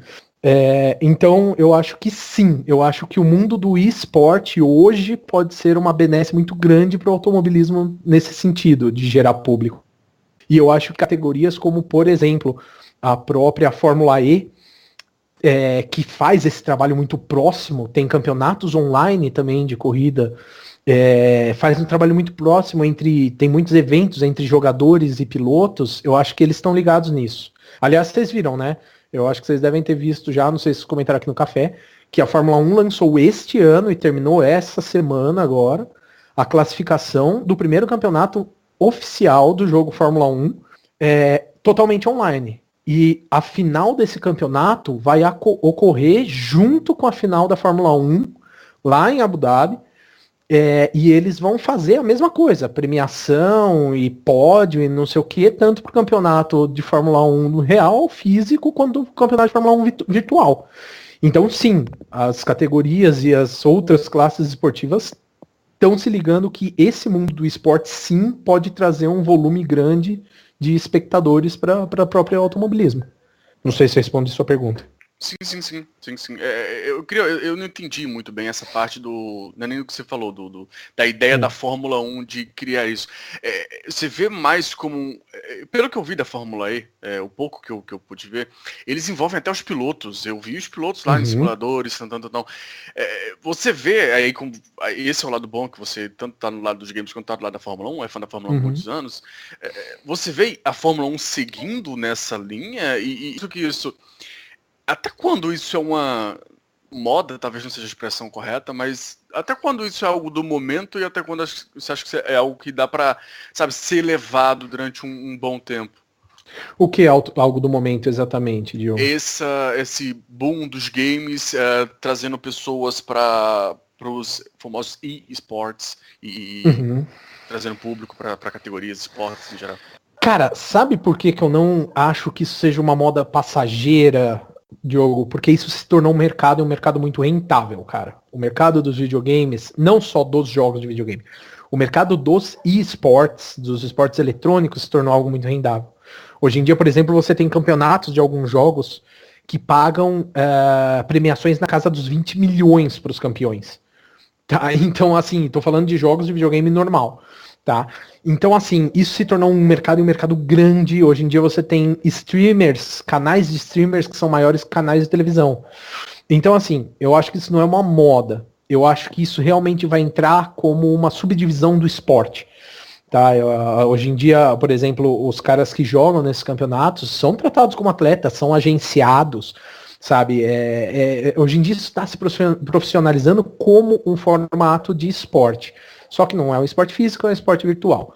Então, acho assim, não chamo isso de moda, porque se tornou um mercado. Quando se torna mercado, quando se torna algo rentável, a gente precisa parar de chamar de moda, porque as empresas começam a investir, esses caras começam a ter patrocínio, grandes patrocínios. Então, eu acho que hoje em dia já não dá mais para chamar de moda. Tá? Hoje em dia já se tornou algo estabelecido.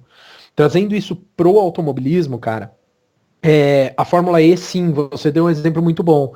Esse ano eles fizeram um campeonato em Las Vegas, onde 50% do grid era formado por pilotos da Fórmula E, inclusive o de graça, todo mundo lá, e 50% por melhores jogadores de videogame de corrida no mundo. Fizeram esse campeonato online, colocaram eles para competir, e aí a final foi ali entre pilotos da vida real e pilotos do mundo virtual. E também envolveu aí grandes premiações, investimento de dinheiro, foi um mega evento. A Fórmula 1, aos poucos, está introduzindo os pilotos aí. Por exemplo, o novo Gran Turismo agora, que vai ser lançado, que é um jogo que vai ser lançado esse ano, eles já avisaram, pelo menos eles deram a entender, que Sebastian Vettel vai ser um dos caras que vai competir numa das categorias do jogo.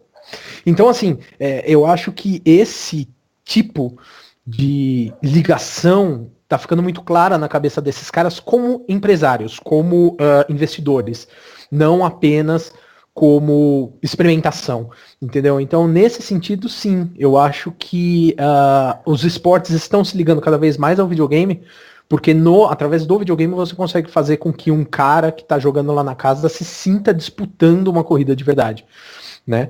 Então, eu diria assim, isso já não é mais uma moda, e isso é um veículo de comunicação, é um meio capaz de trazer pessoas pro seu negócio, pro seu esporte, enfim, pro que seja.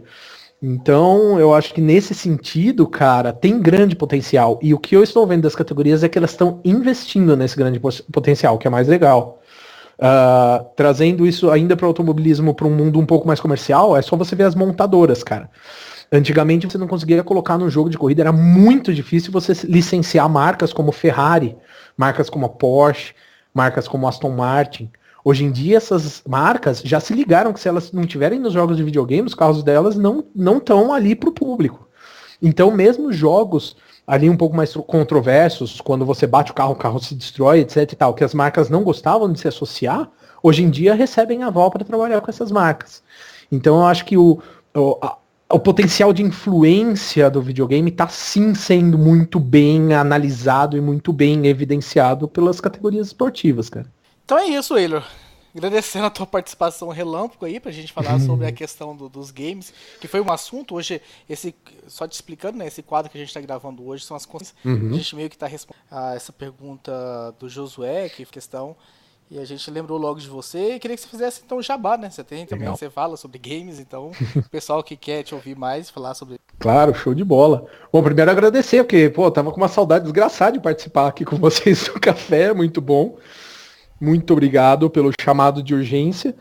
E sim, para saber um pouco mais sobre games, aliás, falo bastante lá a respeito dos próprios jogos de automobilismo. Entra lá o pessoal que quiser, wannaplay.com.br, WANNAPLAY.com.br. E acompanha a gente nas redes e no site. Lá tem bastante notícia a respeito de jogos de corrida também, que eu sou responsável por levá-las. E me segue no Twitter lá, @EilorMarigo, que eu também falo bastante a respeito. Então fiquem à vontade. Thiago Santa Rosa, então pra gente fechar esse assunto do Josué, eu queria que você falasse um pouco mais, já que nessa quarta-feira que estamos gravando esse programa, saiu notícias da RoboRace. Você tá entusiasmado com a RoboRace? Diz aí pra gente. Tem lugar, explica pro ouvinte o que é, por favor. Como você é canalha, Thiago Raposo. Primeiro que a RoboRace é um projeto que o pessoal que tá por trás da Fórmula E, que também tem investimento da Liberty, que é a dona da Fórmula 1, com carros sem direção, né? Ou com carros sem direção, com carros sem piloto.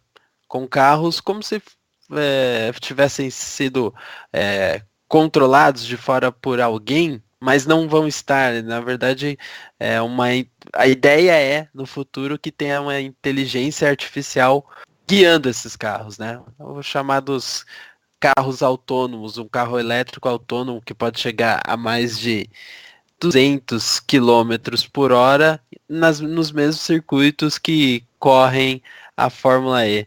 É o futuro, né?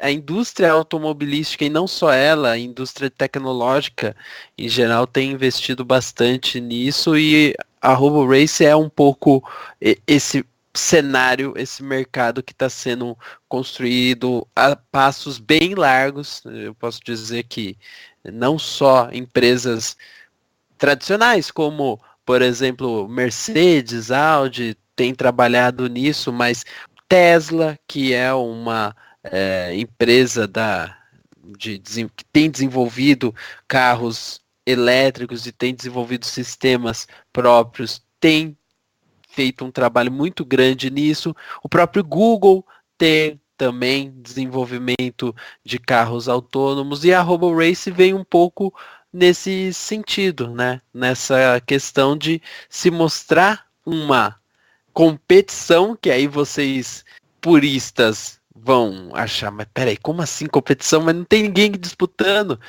Tem alguém tá criando a tecnologia, essa é uma disputa para ver quem que consegue desenvolver essa tecnologia de forma que ela seja aceita pelo público, porque como você vai pegar um carro para ir para algum lugar sem que tenha motorista? Basicamente a ideia é essa, desenvolver esse tipo de condução, esse tipo de direção, que ainda é um futuro que para massificar ainda está longe, mas tem muitas pesquisas indo nesse caminho, né, Diogo? Mas assim, quer fazer isso para colocar na rua? Faz, mas colocar isso em competição, pelo amor de Deus. Ó, o purista. Deixa de ser, eu tô segurando palavrão para não levar bronca aqui. Não, você não fala isso. Você não é desse nível mais. Você evoluiu. Você é o Esteban Ocon do programa. Cara, grande destaque do programa. Isso surgiu lá fora, aí como é que ele surge lá? Eu já vi surgir do automobilismo para ir lá fora, mas surgir lá fora para vir para o automobilismo, a ideia de, não tem mais um motorista, porque agora é autônomo, lindo, sei lá, para você vir para a rua, maravilha, não sou contra tecnologia não, gente, quer desenvolver, inclusive quer usar a categoria para desenvolver, poxa, pode usar, maravilha, faz o que você quiser. Agora, classificar isso como competição, eu já acho que é assim, extrapolar alguns pontos muito simples. O jogo de futebol sem jogador. Sei lá, é isso, basicamente. Você tira o piloto, você tirou o coração da competição, você vai fazer o que mais? Mas isso, Diogo, eu acho que eu nunca fui chamado de purista e fiquei tão feliz de ser chamado de purista como agora, nesse programa. Visto a carapuça, nem retruco. Tem razão, me rendo a classificação colocada pelo Rosa. Eu acho que isso, Diogo, é um reflexo de um universo do automobilismo que hoje em dia desconsidera o piloto. O piloto, em muitas categorias, ele é desconsiderado pelo público em geral. Ele não é ele que é o ídolo, não é ele que move a pessoa a ir para a pista, não é ele que move a pessoa a assistir. O piloto está se tornando, né, cada vez mais um coadjuvante do espetáculo, porque vale a briga, porque vale ali a regra, porque vale o resultado, né, porque vale aquele time que eu torço, aquela equipe que eu torço, ou o próprio piloto que eu torço, vale isso. Então, muito pouca gente existe ainda no mundo, eu acho, sem querer exagerar, talvez não sejam tão poucos assim, mas enfim, existe uma parcela enorme de pessoas para a qual o piloto é um detalhe, que passam uma temporada inteira de Fórmula 1 sem ter a curiosidade de perceber quem está andando bem, quem fez uma corridaça, quem não fez, quem erra, quem freia mais tarde, quem não freia. A gente teve uma discussão boa aqui da questão do Lance Stroll, né, alguns programas atrás. Então é isso. Eu tenho certeza, Diogo, que esse campeonato vai ser um sucesso de audiência. E eu vou ficar apenas, vocês me contem os resultados, tá? Me passem na tabela, se incluírem no Café com Velocidade. Eu ganho um bloco de folga. Nós dois ganhamos. E vocês vão me contando os resultados. E pra mim não precisa contar o resultado, não. Eu até faço. Até dispenso o resultado. Competição de engenheiros, pra mim, já basta a Fórmula 1. Já basta a Fórmula 1. O purismo venceu. Eu sei, a Bárbara faz o bloco. Vamos passar para a próxima consideração do Davidson da Conceição, que anda sumindo, Fábio Campos. Você lembra do Davidson? Acompanhava a gente nos ao vivos e tudo mais. Era nosso seguidor de segunda-feira e não sei por que nos abandonou, porque agora ele tem uma maleabilidade de horário, ele pode ouvir a hora que ele quiser, e eu não entendo por que ele desapareceu. Vamos ver o que ele falou pra gente aqui. Abre aspas. Bom, apesar de eu estar chateado por não termos mais programas ao vivo, eu vou mandar um e-mail para você. Primeiro, eu ouvi sobre os programas e eu já estou percebendo que o Tony Canaan está se tornando um René Arnoux da vida. Uma chiquena ambulante, para não falar um ex-piloto em atividade. Eu, que sou fã dele, admito, não dá mais. Seria melhor o Tony ir para outra categoria. Sobre o esporte ser justo, eu afirmo que sou totalmente a favor da igualdade de distribuição de renda da TV para todas as equipes, e do mesmo tipo que o chassi para todas as equipes. Aí, tá, eu argumento daqui a pouco. Estou cansado de ver gente defender a tecnologia acima de... Eu defendo a competição, e se para isso é necessário deixar de lado a tecnologia, então que se deixe. Esporte deve ser justo para todos, com o mínimo de igualdade para a disputa. Deixaria uma pergunta no ar para você. Vocês são a favor de 2 pilotos da mesma equipe ter esquema de cores de patrocinadores diferentes com o pano de fundo para acabar ou pelo menos diminuir o jogo de Diogo Gomes? Olha, são bons questionamentos. Eu acho que com relação à divisão de patrocinadores, eu vejo isso em várias categorias, eu gosto bastante, mas eu tô pensando nisso encaixar na Fórmula 1, tá? Encaixar na Fórmula 1 é difícil demais. Eu lembro só, eu acho que a BAR lá no início dos anos 2000, que tem algo parecido, mas antes disso já não se tinha. Então, é algo difícil para se encaixar na Fórmula 1, mas eu acho que funcionaria. Se vai servir para acabar com o jogo de equipe, essa frase pode soar meio frustrante, até porque eu tô bem frustrado com isso, mas eu acho que o jogo de equipe, ele infelizmente é algo que só vai acabar, e aí eu também com o DTM, eu tava pensando sobre o jogo de equipe nele esse final de semana, se acontecer algo do tipo, olha, a equipe que comprovadamente usar o jogo de equipe, ela vai perder, sei lá, 100 pontos, e algo do gênero.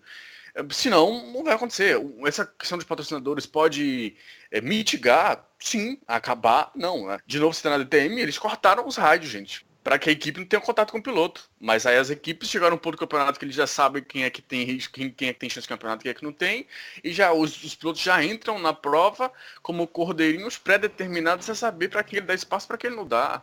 Então, sabe, até funcionou até certo ponto, mas não acaba. É a famosa questão, mitiga, mas acabar não acho que acabaria, não. Eu vejo mesmo que ou você tem uma posição totalmente forte em cima disso, como eu citei, questão de punições, etc., ou só vai encontrar maneiras de mitigar. Eu continuo aqui nos comentários, o e-mail dele, ou vocês vão inserir algo desse? Primeiro eu só quero perguntar pro Davidson quantas corridas do René Arnoux ele assistiu.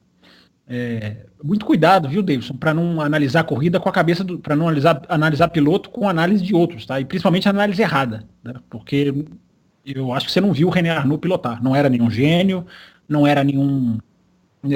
não chegava aos pés, talvez, dos pilotos da sua época, mas cuidado, né? Depois você me passa quantas corridas dele você viu. Eu vou lutar, Davidson, para você ver várias. Porque ele só quer ver corrida antiga. Esse é um saudosista, né? Esse sim é um saudosista que quer reverenciar o antigo em cima do novo. Esse é purista, Rosa. Esse é purista. Você pode chamar isso aí de purista. Purista.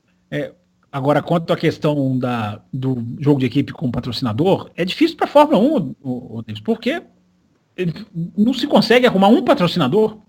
Se chora para conseguir um patrocinador. Né? Quantas equipes está aí a Sauber migalhando para conseguir patrocínio? Né? A Force India finalmente conseguiu era o patrocínio eterno da Force India, foi a Sahara, que é uma empresa do dono da Force India, enfim. Se existisse uma chuva de patrocínios na Fórmula 1, se a Fórmula 1 fosse sustentável nesse sentido, porque né, é o outdoor mais valioso do planeta, porque passa em todos os continentes, final de semana sim, final de semana não, e mesmo assim não consegue anunciante, que é a prova cabal de que de que tá sendo gerido de forma errada. Se tivesse uma chuva de patrocínio, aí talvez, como o Diogo falou, ajudasse a diminuir, certamente. Mas hoje em dia não existe patrocínio para as equipes. A Mercedes não existe patrocínio da Mercedes. A Ferrari não precisa de patrocínio. Patrocínio é uma coisa, é um detalhe. O patrocínio virou um detalhe, que é uma coisa que, se não fosse um detalhe, podia não só salvar equipes, como trazer novas para a Fórmula 1. Mas hoje em dia, se você visualizar 2 carros com patrocínio diferente, é muito fora a gente está muito longe disso. Não estou dizendo que você está errado em colocar isso. É uma colocação interessante. Mas hoje em dia a gente está muito longe disso. Se tivesse, mas é o que o Diogo citou. Na DTM todos os carros são diferentes. Todos. Na exceção de 2 carros, que estão também, curiosamente, o mesmo patrocínio da Force India. O resto são todos pinturas diferentes, todos sendo bancado por empresas diferentes e lá acontece a torta e a direito. Tem uma igualdade só, que é da Red Bull, mas são até montadoras diferentes, né? Então, É verdade. E prosseguindo agora com as nossas considerações, agora da gente falar do e-mail do Eduardo Gonçalves. E esse aqui é interessante, hein? Vocês têm que prestar atenção no que ele diz. Há 2 semanas estou me sentindo como criança quando descobre que Papai Noel não existe. Sim, desde a classificação do GP da Bélgica, estou tentando digerir a perda de potência do Alonso em uma das suas voltas rápidas. Qual a intenção dos engenheiros em criar um padrão de pilotagem no qual o carro irá reconhecer ações e se comportar em respostas a elas? Me corrijam se eu estiver errado, mas pelo que eu entendi, o espanhol contornou a Blanchimont com o acelerador 100% acionado, contrariando o padrão no qual a central eletrônica reconheceria o contorno das curvas, pois, para a correta identificação da curva, o piloto deveria reduzir o acionamento do freio. Isso resultou em uma perda de potência no restante da volta e também na volta seguinte. Aqui começam as minhas interpretações e conclusões sobre o fato. Seria essa uma espécie de controle de tração emulado pela central eletrônica? Do tipo, inibe o excesso de potência para evitar a perda de aderência dos pneus traseiros em determinadas curvas. Já que ele não tirou o pé na Blanchimont, ele não só desacelera o carro na buzz stop. O sistema pode ter interpretado que a buzz stop era Blanchimont, por consequência a La Source teria sido reconhecida como a buzz stop, ou seja, segundo este meu desvaneio, durante a sequência o Rouge, Radillon, a grande reta Camel, o motor estaria oferecendo apenas a potência necessária para permitir que uma estável saída da chicane e a curva aceleração até a freada da lenta La Source. Faz sentido essa perda de potência.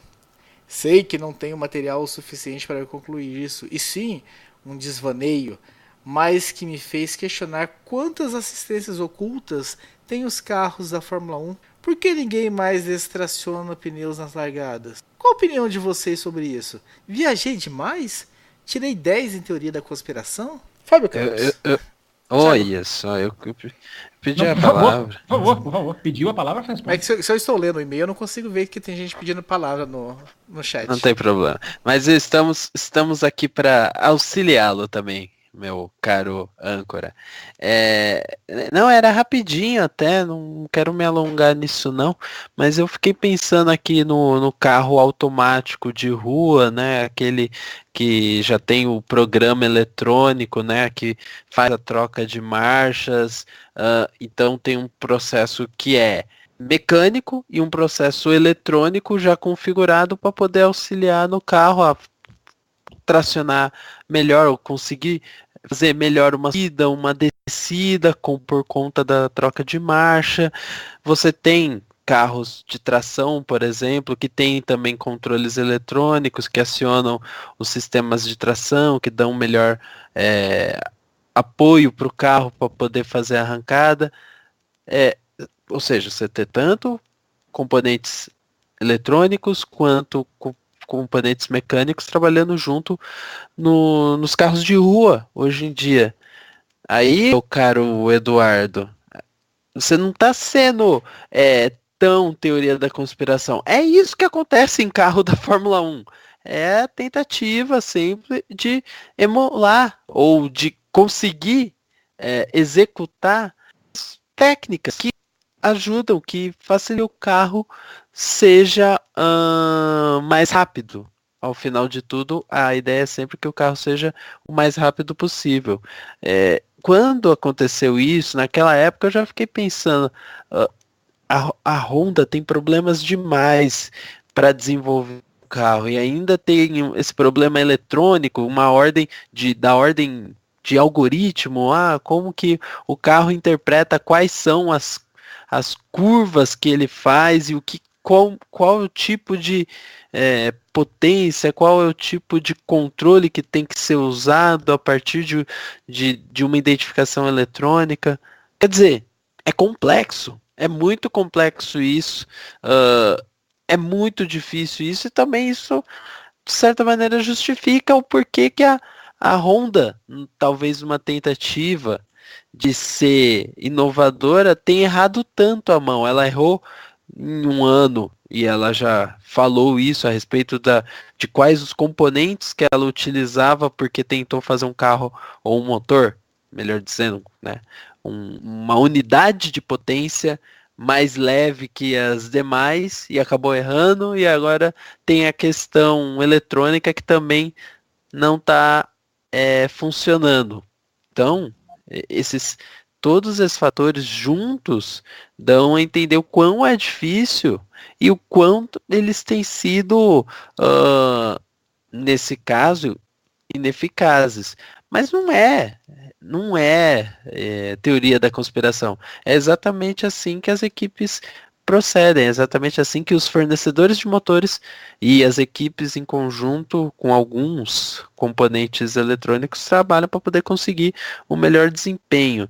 Talvez, e aí eu acho que Fábio Campos também pode explicar melhor, talvez no quesito do porquê ninguém distraciona pneus na largada, ele tenha lá o conhecimento dele que possa passar para você a respeito de o que acontece na largada, que é um pouco diferente isso, mas tem um envolvimento também na questão eletrônica dos carros.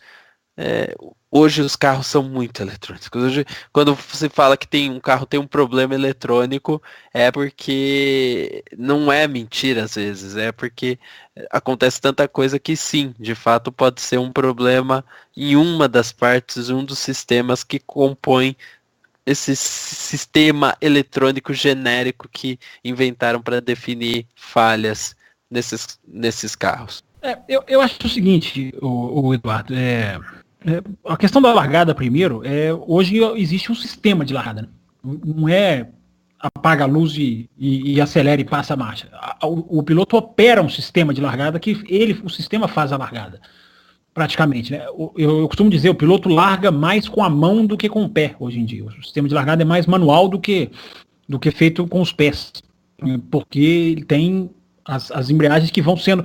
São duas etapas de embreagem que vão sendo transferidas à medida que o piloto vai fazendo o movimento com a mão. Já foi muito pior, né? Porque antes ele simplesmente soltava um botão, segurava uma alavanca e o carro fazia tudo. Hoje até voltou para o manual, mais manual, melhor dizendo, tanto decidiu o campeonato de 2016. Né? O campeonato foi decidido nas largadas. As tecnologias todas vão sendo dominadas na Fórmula 1, né? Tanto por engenheiros como por seres humanos também, que vão se desenvolvendo. Houve até mais passos. Como assim? Os engenheiros não são seres humanos? Não, seres humanos que vão aplicando na pista, eu quis dizer. Tá. Eu tenho dúvida se engenheiros são seres humanos, eu tenho dúvida. Mas eu já criei muita polêmica com isso aqui, mas enfim. Com os engenheiros também, principalmente. Tanto a engenharia, acho que eu coloquei mal, devia dizer, tanto a engenharia como os seres humanos. O que eu quis dizer, o Raposo, que os pilotos também evoluem, não só a evolução passa pelas mãos dos engenheiros nos computadores, mas os pilotos também evoluem no domínio do sistema. Isso é que eu quis dizer. Talvez tenha colocado mal aqui. E por isso que eu estava até dizendo, o sistema para 2017 foi até mais manualizado, se é que existe essa palavra, lógico que não existe, mas passou a ser até um pouco mais manual do que 2016. Eu já até falei aqui no programa que é curioso, porque a gente tem menos problema de do que a gente teve o ano passado. Eu acredito, pelo fator novidade. O ano passado havia toda uma necessidade de aprender, de reaprender. Talvez agora seja apenas mais um detalhe que o cara já consegue dominar. Não sei. Eu achei interessante a sua expressão, né? Deixei de acreditar em Papai Noel. Papai Noel não existe. Eu não sei até que ponto, o Eduardo, você escuta, até quanto tempo você escuta o programa, né? Quem é das antigas já me viu bater nessa questão aqui, né? Uma vez a gente caiu na discussão de tecnologia ou não, e acabamos deixando a discussão, eu nunca vou me perdoar, por isso que a gente acabou caindo na discussão de com ou sem tecnologia, que hoje enxergo e ouvi o programa antigos, eu pego e jogo na parede o computador. Não é essa a discussão. A discussão é justamente, indo muito de encontro ao que você falou, como a tecnologia é aplicada no automobilismo, né? E a aplicação tem que ter um limite. A aplicação precisa ter um limite, porque a gente já chegou num ponto que a gente está vendo programações se disputarem na pista, né? Já foi pior. Isso vem sendo retirado.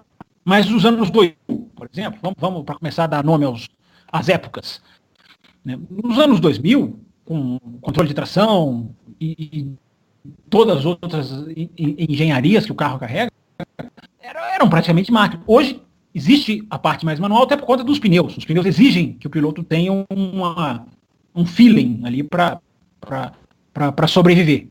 Embora os pneus tenham mas não sei se você viveu a época da suspensão ativa, que era um absurdo, né? Que era a suspensão ativa, era a suspensão que lia a pista e ela antevia o buraco. Ela já sabia que ela ia baixar num certo ponto da pista. Por isso que ela é chamada de ativa. É a suspensão proativa, talvez o melhor nome técnico. Isso aqui é uma coisa mais absurda do que isso, porque o piloto vai guiando sem nem trepidar. Então, vale ressaltar, né, Campos, que ela evidentemente... ela é tão absurda que até o Mansell foi campeão com ela. Aí eu vou dizer para você o mesmo que eu disse pro Davidson sobre o René Arnoux. Vá procurar as corridas do Mansell para dizer que, para ver, vai procurar o Mansell na Lotus. Eu vivi essa época. Mansell na Lotus? Não sei. Na Lotus não, eu vivi... Mansell na Lotus? Pois é. Eu não vivi o Mansell na Lotus, mas enfim. Preconceitos à parte, chegou num ponto muito pior do que é hoje. Só que hoje, o que eu combato e aí você está certíssimo, você não está fazendo nenhuma teoria da conspiração, o piloto precisa ficar fazendo ajuste quase que curva a curva. Isso, para mim, desvirtua a necessidade principal do automobilismo, que pode me chamar do que quiserem, mas que é o piloto que freia mais tarde, o piloto que dosa o acelerador na saída de curva, o piloto que mora o ápice da curva da melhor maneira. Isso, para mim, é atributo de piloto. A gente já chegou num ponto que me lembro de esbarrar, de se dá melhor o piloto que entende melhor a programa. Aí você não está colocando ali pilotos, você está colocando ali jogadores de videogame. Aí são jogadores de videogame, né? Para sentar num carro de Fórmula 1 e ter sucesso, para mim, deveria ser, no meu ideal, no meu modo de ver, mas domina a condução da máquina, dos sistemas da máquina. E isso ainda é um problema grave hoje. Estou falando aqui que muita coisa melhorou, mas o carro tem menu, o carro tem submenu, o carro tem mais de 60 opções de menu no volante. Isso, para mim, me desculpe, mas não vejo nada que acrescente para o espetáculo esse tipo de coisa. Pode acrescentar para a montadora, para os lançamentos, para desenvolver, para o espetáculo não adianta nada. Então, eu acho que isso aí tem que ser contido, não é retirado, mas é contido. Tem que a tecnologia, se soltar hoje em dia a tecnologia, não se frear nada, o carro vai saber até a hora de virar sozinho, como a gente já discutiu aí na resposta anterior. Então, chegamos numa era, século XXI, ano 2017, em que princípios tecnológicos e princípios esportivos não dão certo juntos. Infelizmente não dão. Mas você vai ter que apontar a sua seta para alguma direção. Ou para a direção tecnológica, ou para a direção esportiva. Porque com a tecnologia que a gente tem hoje, com o tamanho que ela tem hoje, com a eficiência que ela tem hoje, cada um por si. Ou é tecnologia, ou é automobilismo puro. E um vai engolir o outro. Eu espero que o automobilismo engula a tecnologia, apesar dela sempre vai ser um papel importante, sempre vai estar presente, e sempre vai o automobilismo para outros fins.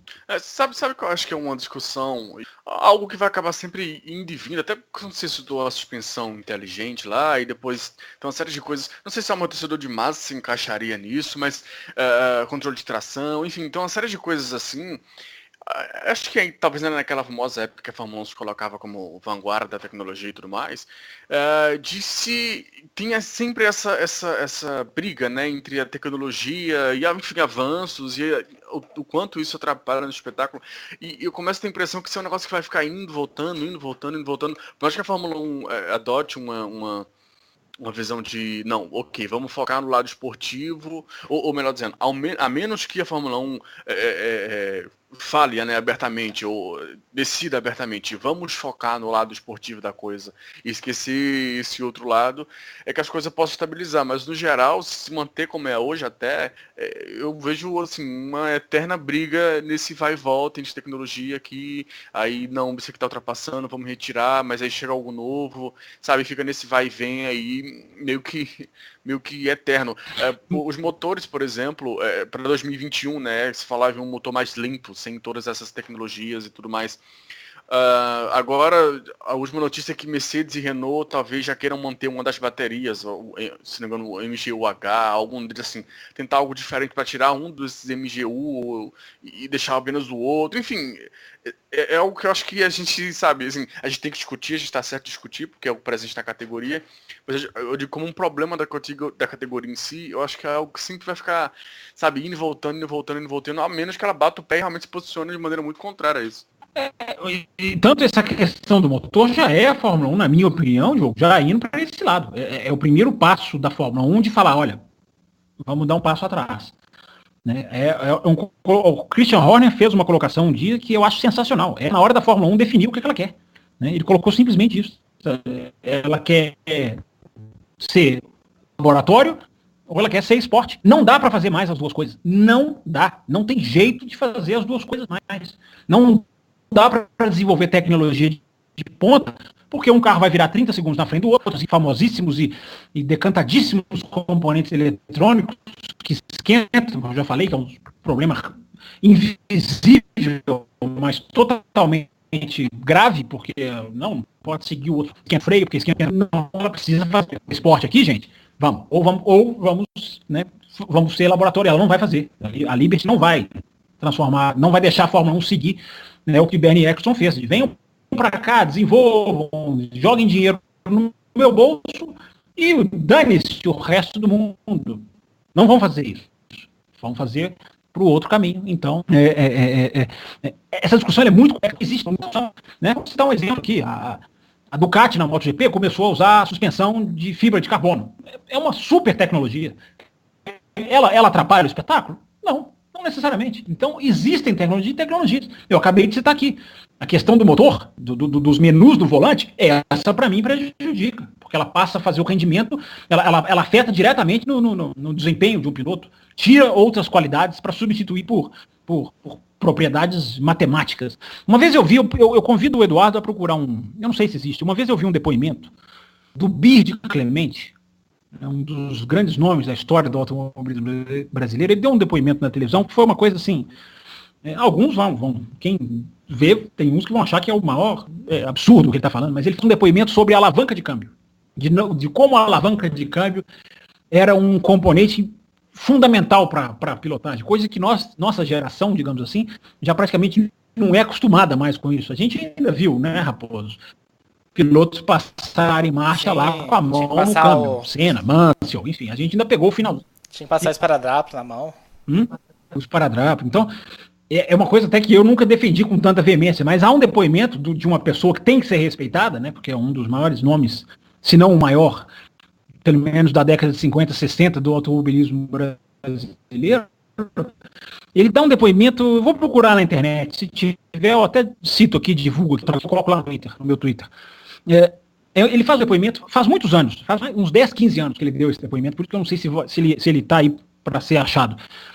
Defendendo a técnica de um piloto, a relação de um piloto com a marcha de um carro. Então é uma coisa belíssima de você ouvir, mas vai justamente de encontro nesse caso, porque vai contra o que a gente está discutindo aqui. Hoje o cara fica lá operando menus e submenus. Ele fica em entra e aí tem que configurar o Yellow G4, que eu já citei aqui, né? O Yellow G4, que a McLaren muitas vezes. Meu Deus, o que diferença isso faz para quem está em casa, para quem está vendo corrida, para quem quer espetáculo? Não faz diferença nenhuma.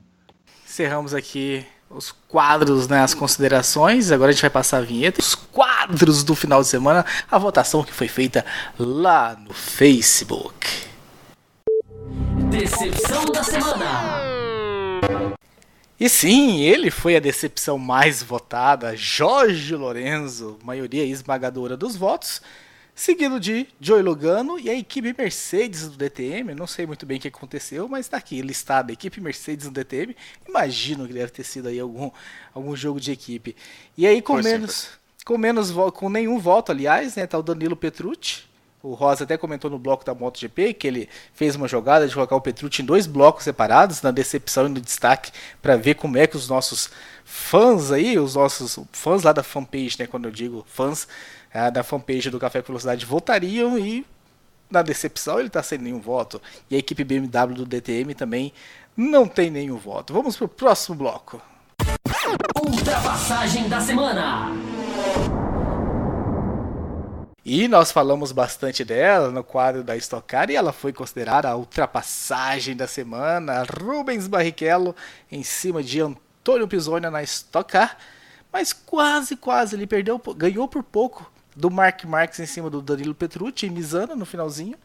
E também teve votos aí, né, 2 votos. Kyle Larson acima do Martin Truex Jr. Foram essas aí as ultrapassagens do final de semana. Destaque da semana. E olha a resposta aí, a gente pediu a resposta, né? Se o Petrucci não teve nenhum voto na decepção, ele foi o vencedor do destaque do final de semana, tendo aí a maioria dos votos, seguido de Mark Marques. Depois foi empatado Pierre Gasly e Kyle Larson, e na última posição Rubens Barrichello. Imagem da semana. Para fechar, a imagem do Johan Zarco, né? Johan Zarco carregando a moto até cruzar a linha de chegada, foi a grande vencedora aí, né? Com a imagem do final de semana. Mas também teve, né, a ambulância parada na entrada dos pits na corrida da NASCAR, também ganhou alguns votos aí como imagem. Inclusive o meu voto, essa foi a minha imagem. E tivemos 2 opções sem votos nenhum, né? O beijo do Mark Marques para a torcida após o tombo no warm-up. E o Thiago Camilo fazendo o sinal da cruz antes de vencer a corrida em Londrina. Calendário do fim de semana.